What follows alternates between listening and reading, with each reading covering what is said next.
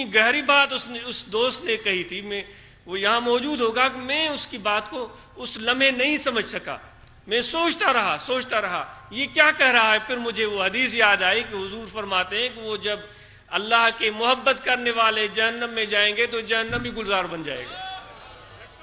میں تو کچھ بھی نہیں ہوں، تو میں تو سراپا تقصیر ہوں، میں تو عیبوں میں بھرا ہوا ہوں، میں تو گناہگار ہوں. یہ اس دوست کا اس نے ظن تھا میرے اندر من دانم، میں جو کچھ ہوں میں جانتا ہوں. تو دوستو، جہنم سے ڈرنے کے بجائے یار کی ناراضگی کا خوف تمہارے دل میں ہونا چاہیے. موت اسی چیز کا نام ہے جب یار چہرہ پھیر لے، ورنہ اگر یار راضی ہے تو موت کچھ بھی نہیں. موت تمہارا کچھ بھی بگاڑ نہیں سکتا. تم موت کے بعد بھی زندہ ہو، جب تم قبروں میں جاتے ہو اس وقت بھی زندہ ہو. مرنا سے اگئی موا سے مری تھن نمات، جو عشق کے خنجر سے جن کو قتل کر دیا گیا ہے، محبت کی تلوار سے جن کو ریزہ کر دیا گیا ہے، جو دیدار الہی کے متلاشی اور طالبان ہیں، ان کو اب یہ موت ان کا بال بیکا نہیں کر سکتا.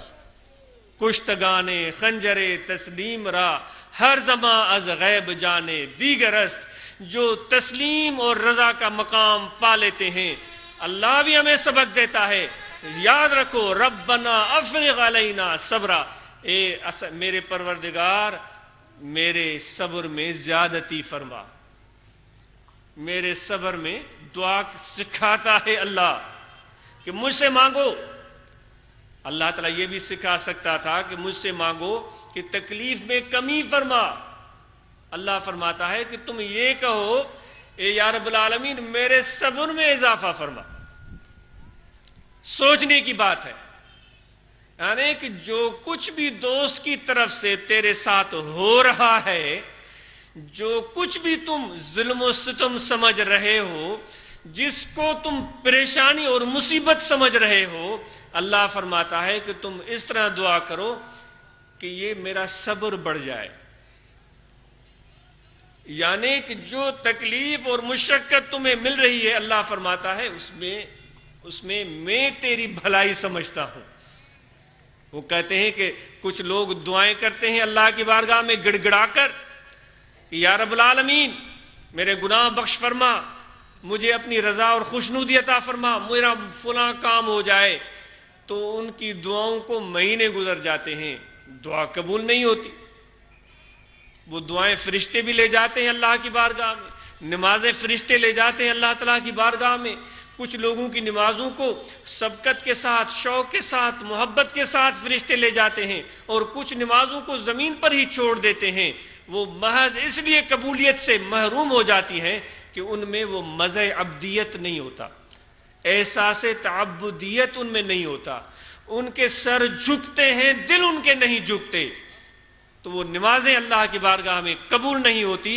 تو اس لیے رومی فرماتا ہے توب مسجد می روی بہرے سجود، سر بجنبد دل نہ جنبد اینچ سود. مسجد میں جانے والے سنبھال کر سجدہ کرنا، ایسے نہ ہو کہ تمہارا سر تو جھکے لیکن تمہارا دل نہ جھکے، تو ایسی عبادت کا کیا فائدہ. تو وہ نمازیں جن میں تعبدیت، اخلاص اور اپنی انکساری، عاجزی، محبت اور نور معرفت نہیں ہوتا، وہ نمازیں بھی اللہ کی بارگاہ میں نہیں پہنچائی جاتی.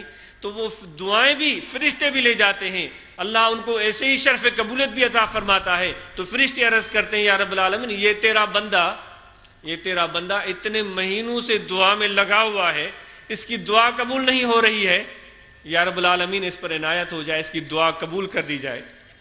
اللہ تعالیٰ فرماتا ہے اے میرے فرشتوں، یہ بندہ جس طرح گڑ گڑا کر دعا کر رہا ہے، جس طرح التجائیں کر رہا ہے، جس طرح عاجزی کر رہا ہے، محبت کا اظہار کر رہا ہے، یہ انداز مجھے بڑا پیارا لگتا ہے.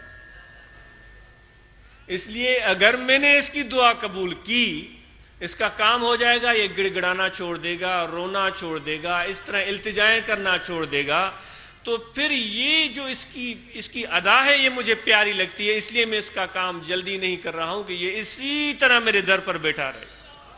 دوست بتاؤ، اگر یار کے در پر ہم پڑے رہیں اور وہ گڑ گڑانا رونا اس کو پسند آ جائے تو اور ہمیں کیا چاہیے؟ مجنو نے سنا کہ لیلا خیرات بانٹ رہی ہے، مجنو نے سنا، مجنو کے نام پر قربان۔ محبت اور عشق کوئی مجنو سے سیکھے،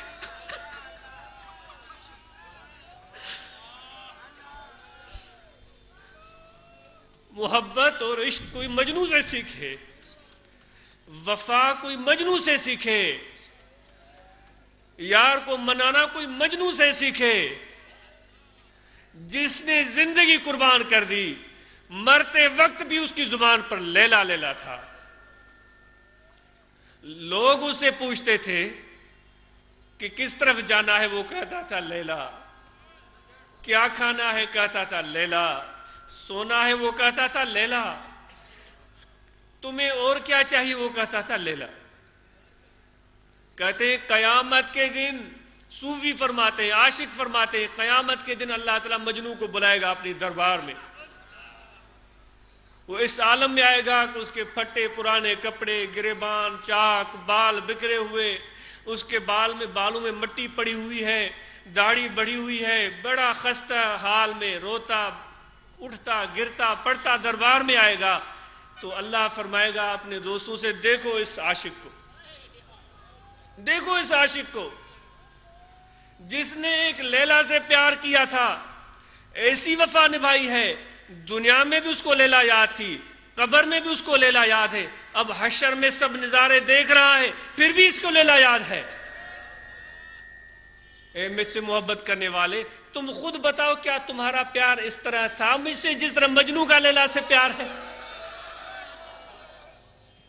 کیا تمہارا ایسا پیار تھا مجھ سے جتنا مجنو سے لیلا کا پیار ہے کہ حشر میں بھی وہ لیلا لیلا پکار رہا ہے؟ یکے پرسید از مجنون غمگین، ز لیلا تو چمی خواہی اے مسکین۔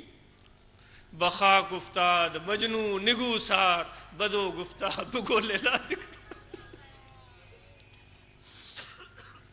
مجنو سے کسی نے پوچھا تھا کہ لیلا سے کیا چاہتا ہے؟ اتنے عالم، اتنے عاقل، ہوشیار، حسین، جمیل، لیلا سے کیا چاہتا ہے؟ لیلا کا نام سننا تھا، مجنو بے ہوش ہو گیا۔ جب وہ ہوش میں آیا تو اس کو سامنے کھڑے ہوئے دیکھ کر کس نے کہا، کیا تو نے نام لیا تھا؟ میرا دل جو تھا وہ خوشی مسرت سے لبریز ہو گیا تھا، میں اس مسرت کو برداشت نہیں کر سکا، میں بے ہوش ہو گیا، بتاؤ وہ کیا نام تھا؟ وہ پھر کہتا ہے کہ بھائی لیلا سے کیا چاہتے ہو؟ تو از من چند مانا جوئے باشی، ترائی بس کے لیلا گوئے باشی۔ مجھ سے پوچھتے ہو کہ لیلا میں کیا ہے؟ میں تمہیں کہتا ہوں کہ لیلا کا نام محبت سے لے کر تو دیکھو۔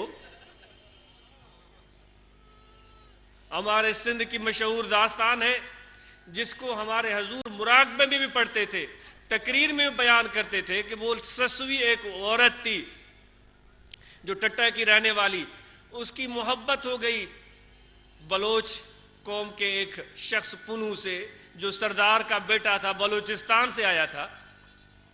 اس کی شادی بھی ہوئی لیکن اس کے بھائی آ گئے، وہ عطر فروش تھا، وہ عطر بیچنے آیا تھا سندھ۔ اس کے بھائی آئے، اس کو پکڑ کر لے گئے، سسی کو چھوڑ دیا۔ وہ حضرت بٹائی رحمت اللہ علیہ فرماتے ہیں کہ وہ بیچاری ایک کمزور عورت اتنی محبت میں پکی اور سچی تھی کہ اپنے اس شوہر کی تلاش میں جس سے اس کی محبت تھی گھر سے نکل پڑی۔ جبلوں کی پرواہ نہیں، درندوں کی پرواہ نہیں، وہ چلتے چلتے چلتے سندھ سے گزرتے ہوئے، بٹائی صاحب تو ان پیچروں سے گزرے تھے، وہ جا کر کہیں دور بلوچستان کے علاقے میں پہنچ گئی تھی۔ ہمارے حضور فرماتے تھے کہ وہ اتنا پیار تھا اس کا پنو سے، وہ جب مر رہی تھی، وہ عورت، تم مرد ہو، طاقتور سمجھتے ہو، اپنے آپ کو پختہ سمجھتے ہو، وہ عورت مر رہی تھی، اسرائیل سامنے کھڑا ہے، اس کا دم نکال رہا ہے۔ ہمارے حضور فرماتے تھے، اچے اسرائیل ستی جاگائی سسی تی ڈوڑائے دلیل تپن لمانوں موکلیو۔ وہ اسرائیل کھڑا ہے، سانس نکال رہا ہے، وہ اس کو امید بھری نظروں سے دیکھ رہی ہے کہ میرے پنو کا قاصد ہوگا، میرے پنو کا قاصد ہوگا۔ موت سے ڈری نہیں.